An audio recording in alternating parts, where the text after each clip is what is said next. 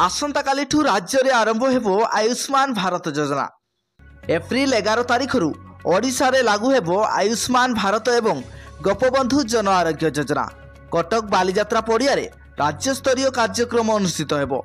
शुभारंभ करिबे केंद्र स्वास्थ्य मंत्री जेपी नड्डा। उपस्थित रहिबे मुख्यमंत्री समेत 2 उपमुख्यमंत्री। 3.5 कोटी लोकंकु मागणा स्वास्थ्य सेवा दियाजिवो। कार्यक्रम में तांको सहित मुख्यमंत्री मोहन चरण माझी, 2 उपमुख्यमंत्री कनक वर्धन सिंहदेव, प्रभाती परिड़ा एवं स्वास्थ्य मंत्री मुकेश महालिंग मध्य उपस्थित रहिबे। शुभारंभ दिन 1405 प्राथमिक चिकित्सालय रे एही कार्ड बंटन कराजिवो।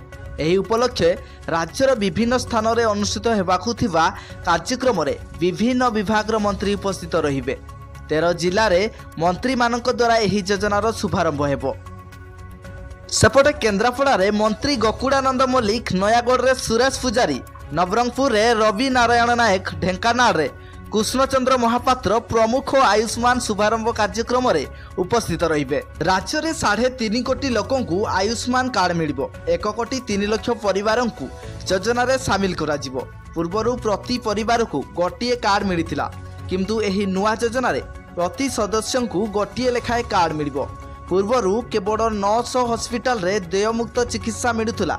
एबे देश में 29,000 रु अधिक हॉस्पिटल रे चिकित्सा सुविधा मिलियो बोली स्वास्थ्य मंत्री मुकेश महालिंग सूचना दैछंती।